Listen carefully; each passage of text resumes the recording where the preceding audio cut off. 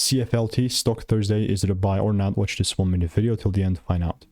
I have delivered thousands of correct predictions over the last 4 years, spent thousands on courses, mentors, documented everything. My 2 cents and opinions, again, my genuine opinion on Confluent stock is that this is sick performance. Like, it's sick performance, it's cool.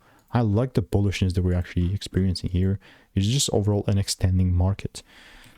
With a market like this, I'm just looking to double down on this long side, like for sure. Although like monthly doesn't look spectacular, this expansion has been going on quite well. It's been holding on, and I'm genuinely just looking to double down on such things. So how would I do something like that?